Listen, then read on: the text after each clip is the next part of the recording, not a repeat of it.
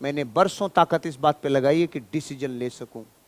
अभी हम लोग झारखंड में एक बहुत पवित्र स्थल है, जैन तीर्थ क्षेत्र है, सबसे बड़ा शाश्वत तीर्थ क्षेत्र सम्मेद शिखर जी। 27 किलोमीटर की टोटल चढ़ना उतरना है पहाड़ के ऊपर, बहुत बड़ा पहाड़ है। तो हम लोग वहाँ एक दिन तो वंदना करके आ गए, फिर दूसरे दिन गुरुजी ने कहा मेरे साथ चलना, 4 किलोमीटर पहाड़ पे चल के वापस आएंगे।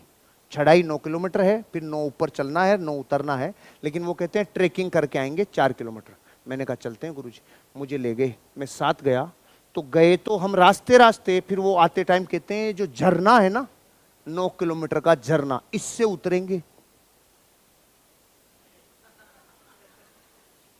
लेकिन कुछ बोल नहीं सकते ना, गुरुजी हैं।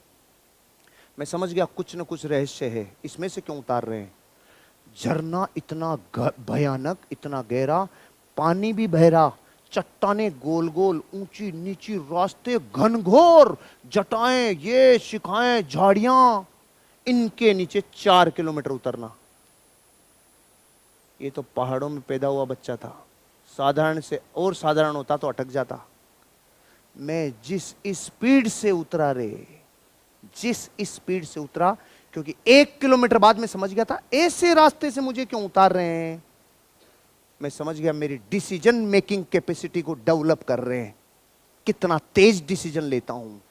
जिंदगी के टेढ़े मेढ़े रास्तों पे चलने से पता है क्या होता है, डिसीजन मेकिंग कैपेसिटी डेवलप होती है कि पांव यहां रखूं कि यहां रखूं। इस चट्टान पे काई है, यहां पे फिसलेगा, ये चट्टान सूखी है लेकिन गोल है, फिसल सकता है, लेकिन ये डिसीजन पल पल में लेना, क्योंकि यूं उतरना है, यूं।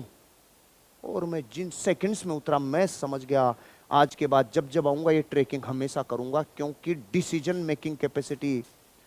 इसलिए कहते हैं जो चांदी की चम्मच मुंह में लेके पैदा होते हैं उनके जीवन की डिसीजन मेकिंग कैपेसिटी जन्म नहीं लेती, क्योंकि उनको रेड कारपेट बिछा के दिया है, खिलाने वाले 3 मिले हैं, सुलाने वाले 2 मिले हैं, सब काम करने वाले, उन्होंने जीवन में डिसीजन लिया ही नहीं।